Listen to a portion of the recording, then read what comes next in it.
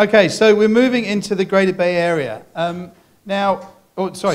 subject of the Greater Bay Area. We're in the Greater Bay Area. Before the session starts, everyone here probably knows that the old Kai Tak Airport is being turned into a rather splendid sports park, Kai Tak Sports Park. For those of you who haven't seen it, here's a very quick video to show you what's going to happen.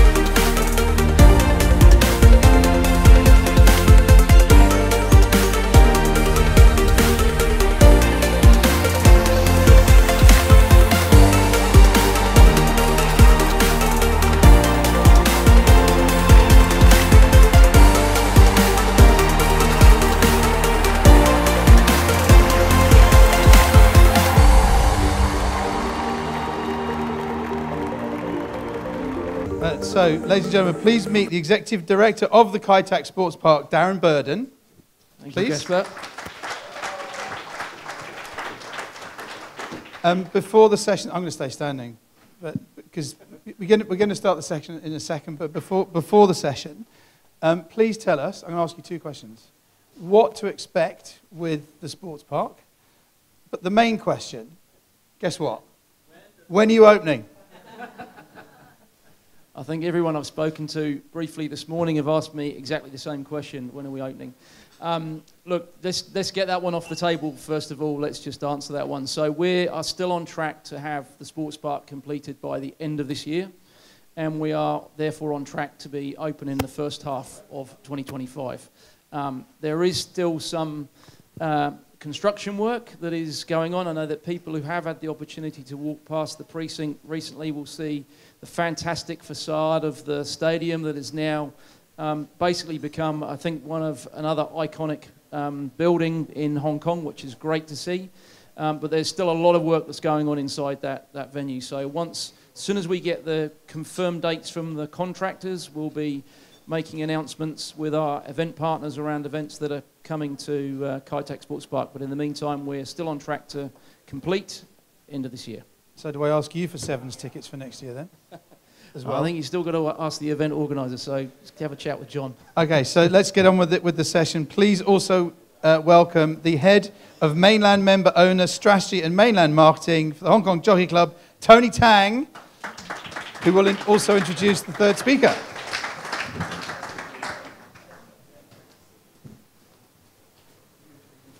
That's fine, yeah.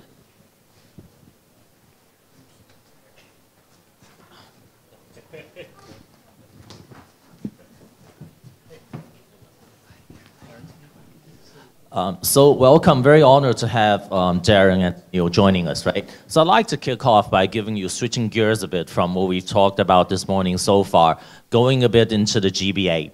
GBA, as you know, consists of 9 cities in mainland China and 2 special administrative regions, Macau and where we're at, Hong Kong. So just to quote you a few numbers, right? GBA, we're talking about nearly 90 million in population. We're talking, if you look at the mainland GBA cities, a per capita GDP of about $23,000 per year. China as a whole is 13,000. So this is clearly a very affluent region. And if you look at some cities like Shenzhen, it's actually 27, 28,000. So borderline, it's really a, if it were a nation, developed nation kind of, level. And if you look at sport and consumption, obviously, the more advanced a society is, the more people pick up on sport consumption. So I think before we get into it, right, for those of you who are familiar with mainland China at all, Tenniel, and what he's brought really requires no introduction, which is Mission Hills. But I think if you may, for those who may not be familiar, give a brief introduction of yourself and Mission Hills and how that's really put golf on the map in China, right? And then we'll get into the session. Yeah, so maybe Tenniel. Yeah. Thank you, Tony. First of all, I would like to thank Jesper and Sports Matter for bringing everyone here. And, you know, we had the honor to host the Sports Matter at Mission Hills twice before, and then it's wonderful to have this wonderful gathering. Honestly, I think the Greater Bay is being at the right place at the right time, you know, with all of us here in promoting sports for good, like what Laurie has just mentioned about, and to how do we leverage making use of sport. You know, to showcase frequently the mayor of Shenzhen and the Guangdong province party secretary, they would ask, what can we do? You know, we are such an economic superpower already. How do we create the soft power of a city or a province? And there's no better method than making use of sports. So they're looking for all the biggest international events or, you know, one of the concepts, when Mission Hills first developed, you know, my father created, the founder of Mission Hills, there was probably less than 1,000 golfers in all of China at the time. And then he set out to build the world's biggest golf resort. In total, we have 22 golf courses. 12 of them in Shenzhen and 10 in Hainan. You know, people thought he was basically literally pouring money into the ocean because there's no way, you know, the concept was to say you build it and they will come, you know, and we had months and months, you know, having over like 10,000 employees, now up to 20,000+ employees, but less than 100 rounds of golf per month. Can you imagine how frightening that is, you know, to have empty clubhouses, empty golf courses? There are days where there will be no golfers. But nevertheless, we still persevere and we still believe if you build it, they will come. So what we did was to bring the first ever international golf tournament into China. And that was back in '95 with the World Cup of Golf, where golf was first time televised on TV. People were saying, why in the world are they using a table tennis ping pong ball on a field of grass? What the hell are they doing? They had no clue, you know. So this is from the early days to up to when we invited Tiger Woods' first visit to China.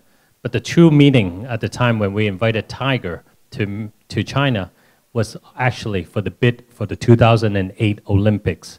And we needed the greatest sporting ambassador at the times, and Tiger was multiple years of the Sporting Athlete of the Year, so we had him come strategically. I don't know. It was truly a blessing in disguise because the first time Tiger left the US after September 11 was to China, simplifying to showcase, you know, the stability and the economic growth of China and sports.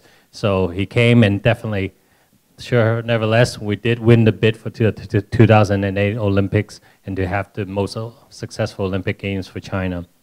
And fast forward, you know, building it is one thing. How do you sustain it? You know, we're honored to have the honor as the world's largest golf resort with, when we celebrated our 10th year anniversary, we built our 10th golf course. And then afterwards, we built our 12th to celebrate 12th year. In comparison, the third largest golf resort in the world is Pinehurst. When they built the 10th golf course, it was for the 100th year anniversary at the time. But nevertheless, we built our 10th at the 10th year. And then subsequently, we also built another facility in Hainan, which is known as the Hawaii of the East or the Ibiza of Europe in China, where the temperature and weather-wise is perfect and for for sports development. And then also we have built the headquarters for the China national football base, where we have 30 football pitches, where the national rugby team to football to baseball to NFL, all sorts of sports develop at our facility. So all in all, it's a major hub to help grow and making use of sport to bring the world to China and China to the world. Yeah, very interesting. Thanks for that opening. You know, couple of pieces of data I want to quote back here. And by the way, that's a very interesting phenomenon which Tenniel mentioned, which is a very Chinese mindset as well, which is build it and they will come, right? but unlike, not unlike the GBA itself, the GBA as a policy, I think we saw it take shape over the past 5 to 6 years. It was proposed as a policy. And over the past year or so, I guess me personally at least, I'm really seeing it coming to fruition, right? So this Chinese way of building and they will come. Very interesting, right? You know, sometimes it works, sometimes it doesn't, but when it does work, and certainly in this case, we hope it does, it could be quite spectacular. But I'd like to quote back maybe one piece of data. Hong Kong JC, as we all know, and we will talk in the afternoon, we're gonna build a Conghua race course in Guangzhou, in Conghua district. And as part of that, we went out into China, into the mainland, to understand the behavior, the top preferred leisure sports of Chinese upper middle class consumers.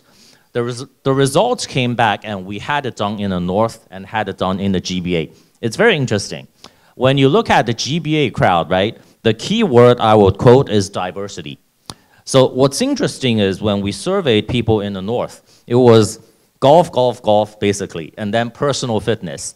But in the GBA, you know, check this out. Number one, water sports and swimming, actually. Very interestingly, right? Yeah.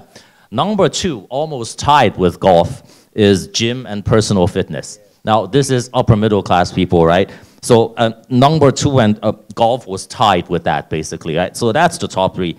Then you got hiking, then you got running, and then you got horse sports, actually, right? So I think you're looking at a very sophisticated group of people in the GBA with a diverse set of preferences when it comes to leisure and sport, right? So with that, I'd like to get into a question for both Darren and Tenniel.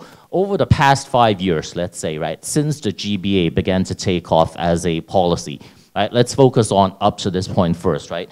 What kind of phenomenon have you seen in terms of the sports industry developing, specifically in the GBA? And I think we can have Tenniel focus a bit more on the mainland GBA and Darren talk about Hong Kong, right? Yeah, so I start with you. I'll kick off. I mean, if we look at the GBA from a macro level, first of all, I mean, you were talking about GDP numbers there as well. But my round numbers are total GDP in the GBA is roughly $2 trillion US dollars. Now, if you benchmark that against the rest of the world, it's marginally below the New York Bay Area, but it's way ahead of San Francisco Bay Area, and it's also marginally ahead of the Tokyo Bay Area as well. So in a very short space of time, the GBA is holding its own against those other, what I would describe as economic powerhouses, and that's exactly what we're talking about, right? We're talking about economic powerhouses. The GBA is seen as really the growth engine of China. That's fundamentally what it is. And so that's kind of your macro level. If you distill that down in terms of, well, what does that mean for us, particularly from a Kai Tak sports park perspective, you get into the territory of looking at, well, as you said, quite rightly, there's 9 major cities in mainland China, plus you've got Macau and you've got Hong Kong. The idea here is obviously that you've got extremely livable cities to enable that economic growth to perpetuate. And one of the key things, in fact, Sean Fitzpatrick was just eloquently talking about the importance of sport. One of the key things about livable cities is the need for sporting facilities, sporting activities. And so you bring up then the nature of the people and through your survey there being a very diverse set of needs and requirements in terms of what they want to do. One of the things that we're pretty proud of at Kai Tak Sports Park, even though we haven't opened yet, is kind of the breadth of actually what that precinct is. Yep. I mean, we are really trying to create a brand that is going to be a destination. It's going to be a destination for sport, leisure, and entertainment. And we want to be able to connect that into the Greater Bay Area. So the whole idea of sports, the great sport teams you think about when you think about cities like New York and San Francisco, and even Tokyo to that matter as well, there is no reason why that can't happen within the GBA. In fact, it's starting to happen. Now, I think one of the challenges that we had was this thing called COVID, because certainly in this part of the world, it was very significant in terms of the border closures and how COVID was regulated here. So I think there was a kind of a slight delay, if you like, in terms of how things have progressed in terms of building this whole concept of the GBA and what that means. But it feels to me that we're I mean, from a Hong Kong and from a GBA perspective, we're, maybe only just over a year post-COVID, right? It took a long time for the whole COVID thing to work its way through. But a year post-COVID, it still feels like that momentum is really starting to build up again. So, I mean, that's just some initial thoughts from me. Well, just continue on with this past COVID issue. But honestly, it truly was a blessing in disguise. You know, Shenzhen city alone has 17.6 million. And of the 17.6, 82% of the population are actively in the sports. And I don't think, if it wasn't because of COVID, I don't think anyone would get out of the office as much or go hiking as much. And the annual consumption in China for sporting goods is around 7,000 RMB annually. You know, the spending power is there. They're very keen to be outdoors and being active with their life. During the COVID period, we couldn't even get a tea time, you know, despite being the largest golf resort. You know, the facility and the resort was fully packed. Everyone was out and about, and definitely helped to stimulate the health aspect and getting much more active.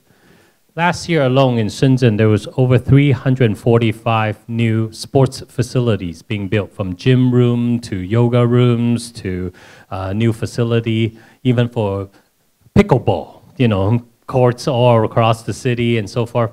You know, it is booming in terms of sports, and that people, after you're well-fed, well-dressed, have home, have car, electric cars and so forth, the next thing they're looking for is, you know, all the different satisfaction from sports and an enjoyment in their life. So this is by far, you see the whole sporting trend. And what you mentioned about how the diversity of sports, you know, in the southern part compared to the north. And again, all the northern birds we capture as well when they're during their winter season to come down to the south to enjoy the great climate and the water sports, and also all the different land sport as well. I mean, I've only lived in Hong Kong for 5 years, so I'm relatively fresh into Hong Kong compared to a lot of people. But in that time, I would say that I've observed that, particularly in Hong Kong, there are a greater number of people now that are participating in sport of some description.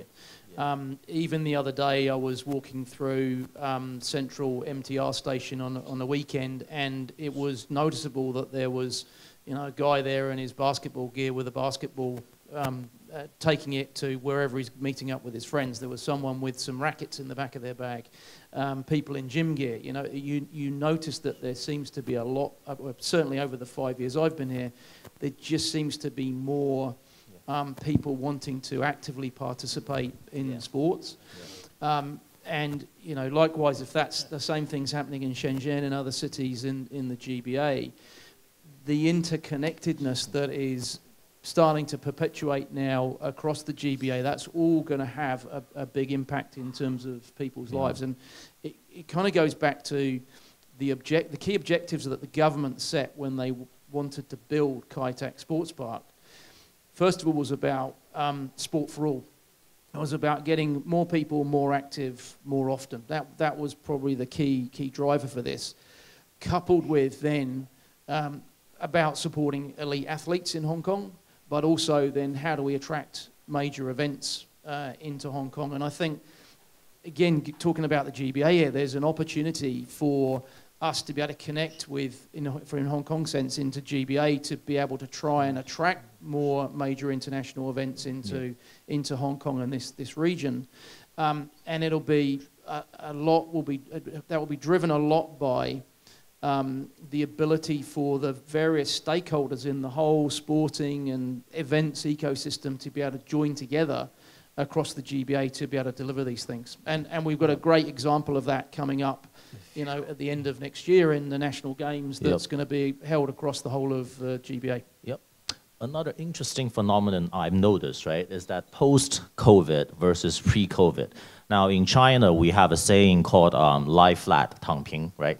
It means basically not fighting so hard anymore. Because, you know, in Chinese culture, it's always about achievement, achievement, achievement. So there's a very noticeable trend post-COVID of people caring about their health, leisure, and doing something that they truly enjoy. And there's a prevailing sense, part of it just goes with China really advancing in its development. So people naturally would just focus on something more versus just work, and then getting an apartment or whatnot, right? So with that, the need for leisure, the need to really enjoy oneself is really picked up. That together with the, well, bad economy, right, means you probably might as well take time to enjoy and do some things which is good for yourself, right? Do you see that helping, or how does it reshape the sports industry? Maybe for both, you know, the mainland and Hong Kong. Yeah. Tony, you hit it right on the spot. I don't know. With our industry, is ironic how it is. When the economy goes sour or south or slower, they have more leisure time to go out and play, or even place their bets, investments onto the golf course. You know, just last week I was speaking to one of my caddy, and they were saying, Mr. Chu, you know, the member that I was serving, he won over 9 million RMB just with a round of golf. You know, so it's much better than placing a lot of bets or doing other investments sometimes. But they have such pleasure at the same time. So, all in all, I think with the consciousness of healthiness and living a lifestyle, this is something that is in high demand right now. You know, people are rewarding themselves and looking for, you know, different experiences. So definitely from golf or to other sports, or even for traveling and so forth, or looking into more cultural experiences, these are things that they are really, really in need of. And you can see the tremendous demand. And then having great sporting events coming back gradually ever since China reopened up the door, you know, overly delayed. You know, I think it definitely helps to stimulate a lot more tourism coming back in. Right now, Hainan Island, which is a 1 hour flight from Hong Kong, they have 59 countries that are visa-free. In Shenzhen, for Shenzhen, is around 54 countries that are visa-free that can go through Shenzhen as a transit. You know, these are great opportunities to open up the doors for new opportunities and new investments or new IPs. But I keep on encouraging them, you know, apart from the great world sporting IPs, how is it that we can encourage and develop our own IP? It's great to have the national games coming next year and all, but you know, that's once in a blue moon. But how do we have a sustainable IP that we can join forces with the whole Greater Bay Area through the different, crossing the borders and crossing all 11 cities to have this, you know, unity to create our own league, our own different sustainable events and tournaments, so that, you know, when Kai Tak is open, they can be fully occupied, and all the great sporting athletes in stadiums and facilities that it can be fully utilized. You know, I think this are, you know, growing the mass public involved with the sports, and then now how do we raise to the next level in creating ultimate leagues to sporting IPs so that they can be inspired and to grow. You know, great news this year is that Shenzhen finally have one professional football team now with the into the China Super League, the Shenzhen Peng City team now having part of the Super League.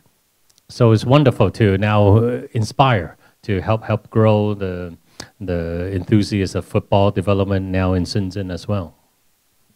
I think in terms of changing tastes, if you like, we've done a lot of market research for Kai Tak Sports Park, and when you think about what is Kai Tak Sports Park, you know, straight away you think, right, okay, it's a 50,000 seat stadium, it's a 10,000 seat arena, it's a 5,000 athletics stadium, but then we've got a sports health and wellness centre, we've got climbing walls, we've got bowling centres, we've got 60,000 metres squared of retail that's going onto the precinct. very quickly when you start adding all of that with all the open spaces that we've got, because it is a pretty huge site for Hong Kong. As most people know, land is at a premium here in Hong Kong, and we have a very, very large site. Kai Tak Sports Park suddenly becomes all things to all men. And what I mean by that is we have to appeal to mum and dad who want to bring the kids out for a picnic on a Sunday afternoon. We have to appeal to the 25-year-old mates who want to have a game of badminton together and book a court in one of our venues. We have to appeal to families who want to bring their kids to an entertainment show. We have to appeal to the sports fanatic who wants to come and watch Premier League teams or La Liga teams play at Kai Tak Sports Park, and we have to appeal to someone who loves going to concerts and everything in between. So through that research that we've undertaken, we found that there is a very big category of people, particularly in Hong Kong and just over the border as well in some of the Guangdong province cities, that what we call strollers. They literally want to come along, they want to take their time, it's quite leisure focused, they want to have a look at what facilities we've got, maybe they'll take in an event, maybe they'll book a tennis court, maybe they'll do some shopping, but it is a big category of that people have put themselves into in terms of that general level of interest. But what it's showing is that there's that increase in people wanting to do leisure activity, and what we're obviously trying to push that into is more participation in sport as well. I think you raised a very interesting point, Tenniel, though, in terms of sustainability and how can we, I guess, create events that are going to be sustainable and are going to come to Hong Kong and the Greater Bay and basically stick around, rather than it be a kind of a one-hit wonder. They're in, gone, and then we don't see anything again. I think the government here in Hong Kong are doing a pretty good job in terms of the MMARC funding. I know that was raised in one of the introductory comments about MMARC funding in Hong Kong for events. That's gone through quite a significant change, and it's still evolving at the moment. That change has happened recently, but the ceiling of the funding has been increased. The number of times that any applicant can apply in any given year has changed.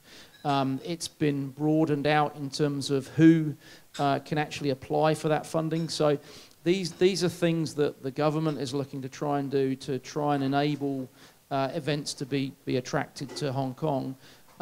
From our perspective, what we're trying to do is ensure that there is a level of experience that people have, the customers have, the consumers have when they come to Kai Tak Sports Park, where they go, wow, this is amazing. I loved coming here. I want to come back again. And that then starts to perpetuate repeat events or more frequent events, and you start to build that culture, and you build some momentum. Yeah, exactly. And I can speak for myself and my family, very, very greatly excited by what Kai Tak will have to offer. You know, something very diverse, fun, crazy, even for the whole family, a little bit for everybody, right? Because riding on Tenniel's point on the 54 visa-free countries for Shenzhen, I'd strongly encourage everybody to visit Shenzhen if you have a chance. If you want to experience, because it's got basically every crazy thing you can think of and not think of. If you want to try skydiving in a shopping mall, it's there in Shenzhen, okay? If you want to go surfing in a shopping mall, really surfing, like ocean surfing, in a shopping mall in Shenzhen, it's there, all right? Skiing in a shopping mall, it's like 20-year-old idea, right? Nothing new, right? So it's got all that, and now you see like on weekends, basically, I mean, over 1.2 million Hong Kongers traveled last weekend to, I think, mostly to the mainland. And, you know, there's, so it's really fun and happy in a way to see Shenzhen coming up with so many crazy ideas. But I think with Kai Tak in Hong Kong, you know, that's something to play up. And then Hong Kong would have some things even better and different from what's on offer in Shenzhen, right? It was interesting you say that. I was talking to someone from Cathay Pacific the other night, and they said that in their estimation, about 20% of people in Hong Kong left Hong Kong for Easter weekend. And that was, I think, reasonably well reported in the media, but what wasn't reported was the number of people that actually came into Hong Kong from outside. Yeah, so yeah. And you're right. I think a lot of certainly walking around Hong Kong, there was definitely a lot of mainland Chinese that were in, which is great to see. It's great to see those people flooding back into Hong Kong. Yeah, yeah. So switching gears now a bit, right? Because you mentioned national games several times, both of you. In Greater China, it's always like a bit of the bottom-up market forces combined with a bit top-down, the government policy or national success, right? If you look at how sport or certain sports took off the last few years in Mainland and in Hong Kong. In Mainland, you're talking about a non-traditional sport like skiing, like winter sport take off because of Eileen Gu and all those, many of you are familiar. She's really a Chinese-American girl who chose Chinese nationality and won 4 gold medals at the Winter Olympics for China, right? Now in Hong Kong, we got swimming example, we also got the fencing example, right? Hong Kong did very well at the last Summer Olympics. And I think that brought, my own children go fencing now very often, right? So I think that really kicked off a cycle of sport enthusiasm in Hong Kong as well. So coming to the national games, right? Or just any general future major sports competition, how do you see the national games, create opportunities for sports industry in the Greater Bay Area, specifically within your respective areas? Yeah? Well, sorry, I'll kick off first. In terms of national games, I think the first point I would make, and I've been involved now in Rugby World Cups and FIFA World Cups, Cricket World Cup, even Rugby League World Cup, and the common theme about all of those sorts of events is that basically there's always a local organising committee that is brought together that is made up of various stakeholder representatives who have a responsibility of delivering a successful event. And one of the legacies always that I've seen in terms of that is that those group of people, those departments, those organisations, companies, brands, whatever it might be, they'll form connections which they can then use for the betterment of future events that might take place. You might not need to have set up a local organising committee, but kind of that spirit of what it was set up in the first place remains there to enable to coordinate these things a little bit better. So I think the National Games is going to be really the first time that there has been that joined up thinking, which is going to be that top-down approach from government. It's going to have a level of interest from Beijing. Obviously, the Hong Kong government are going to be all over it. And I think we'll come out of the National Games at the end of 2025 and going into 2026 with a much better infrastructure, if you like, in terms of the delivery of events, the sharing of information, the sharing of knowledge across the whole of the GBA. Echoing on what Darren was mentioning about soft and hardware-wise, it will definitely have a significant increase in elevation in terms of the participation and stimulating from socially to culturally to economically. All will be impacted, especially when you are the host cities. If you have your host cities winning a gold medal or being a champion, it definitely helped to motivate and stimulate other juniors and to uprise the whole grassroots level of people's participation. Definitely changes the whole dynamics of the whole sporting scene and the uplift of it. So definitely we will see a lot more academies or sporting facilities being built to complement the uprise and the demand of the sports growth and development. And obviously tourism will be a huge, huge factor that will be bringing into the whole Greater Bay Area for all the spectators and fans that will be coming to participate and join in this excitement. Okay. Yeah, very good. So I always ask about challenges, and this is no exception. So one example is golf, right? And national policy over the past decade or so, golf in the older days in China was seen as very exclusive, something people aspire to, right? A bit blue blood, if you will, right? But, it hasn't been without challenges because in recent years, as you know, right, it's hard to get new golf courses actually approved, like in terms of land and all that, right? So in the national priority to make it consistent with common prosperity, all that, how do you make golf, let's say, a sport that's seen to be more accessible by average people and become truly a sport of the masses, right? You know, that would be an example. Sorry to be direct, but that's certainly one challenge I think many golf operators have to face in China and in terms of the positioning, right? And I think in Darren's case for Kai-Tak, right? You know, bringing a whole new sport-oriented lifestyle into Hong Kong, very active pursuits, very active outdoor kind of lifestyle. What are some of the challenges that you foresee and you have experienced so far, right? Maybe we start with you. Yeah. Well, with the golfing history over 550 plus years, you know, when you look at the past history, it's always started from the elitists to a lot of strict restrictions. Even you were not allowed to play golf on Sunday. You know, there are so many rules, or for men's only and no ladies, and there's so many. It's been riding the waves of many, many, many years. You know, even up to now, you know, we must feed the country before building the golf courses. We have enough rice fields and so forth. And, you know, I think it's all the right timing. You know, despite the fact that there's now more demand than supply, for sure. At the peak, there was close to 700 golf courses in China. Now it's down to around 400 golf courses. So definitely our members feel much more treasure the fact that they're a member of ours and have the greatest facility and then the widest variety of courses for them to choose from. It's a really a luxury for them to have this opportunity. And the way we promote the sport is not just a sport, it's a business language, it's a networking skill, you know, to play, to make use of the game. How often do you have a client or a friend to be on the golf course with you for 4-hour plus type of experience and interaction?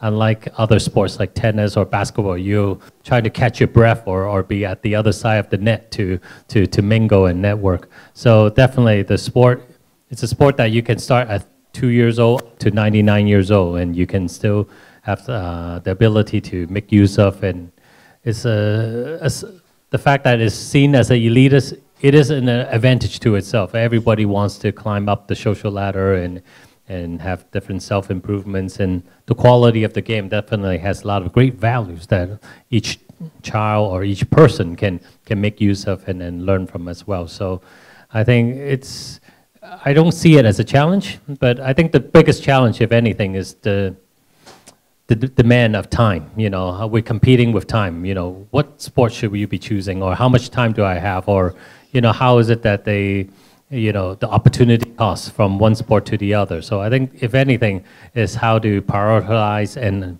making use of how to attract them to that particular sport that they choose at the end.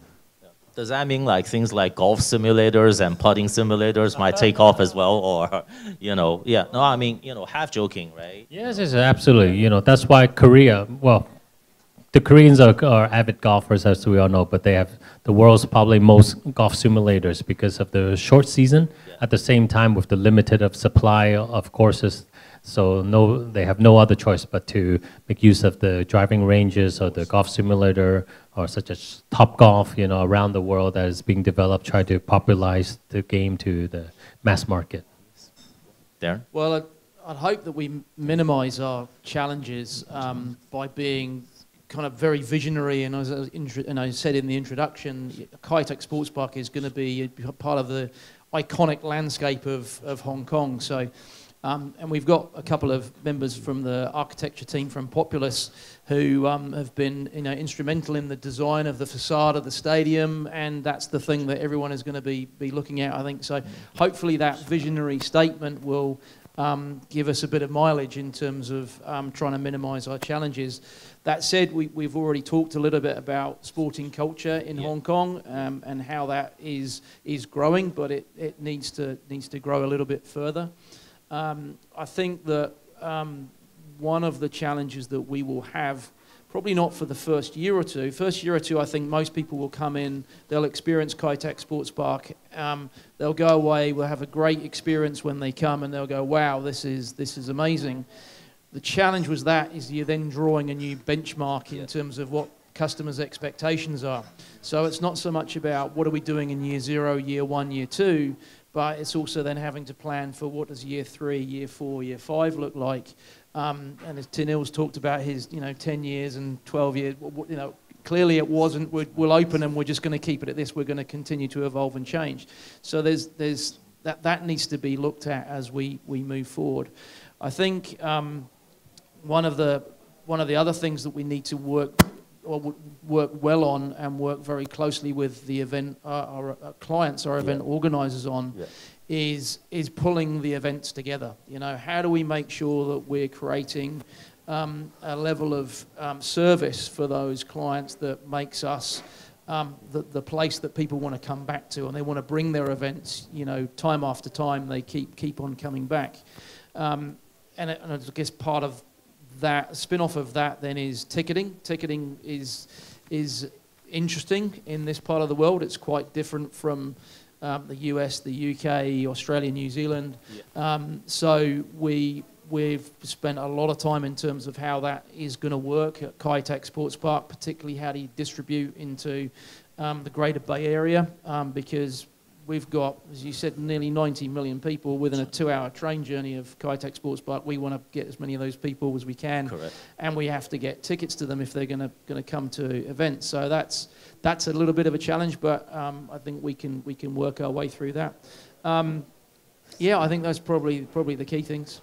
Very good. Time's ticking down nicely, so I'd like to end with one last question.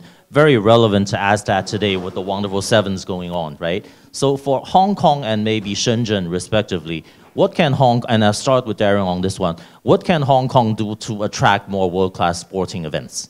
And I'm talking about both maybe in terms of what the government can do and from what the society and business can do, right?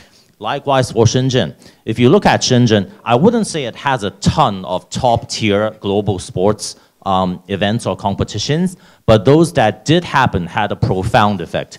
The 2011 Universiade.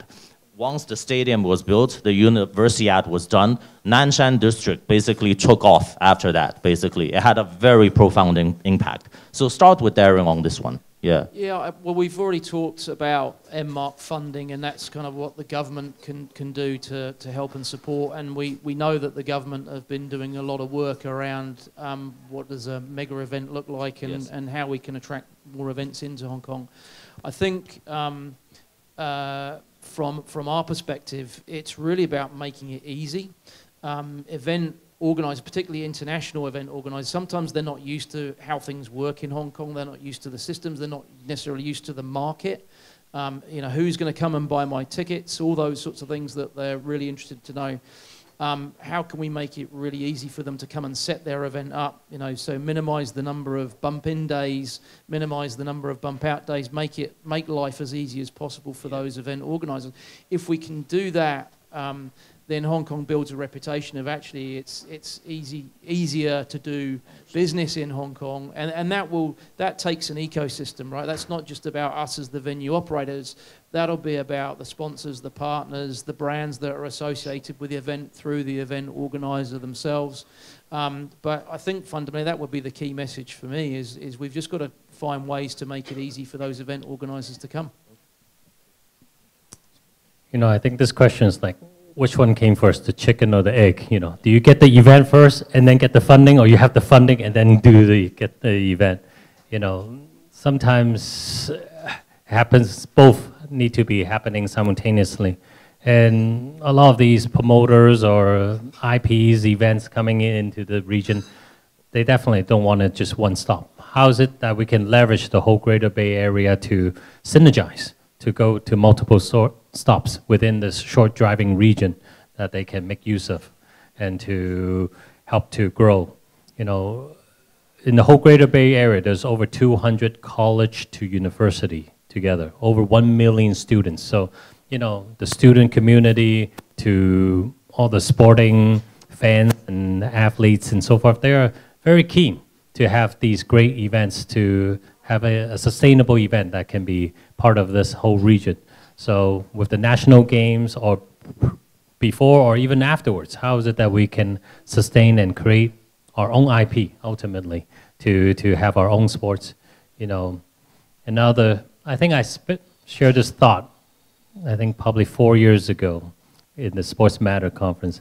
How is it that the Greater Bay Area, if we can host a national game, how can we bid together for the Olympic Games in the South? This is something that we should look at.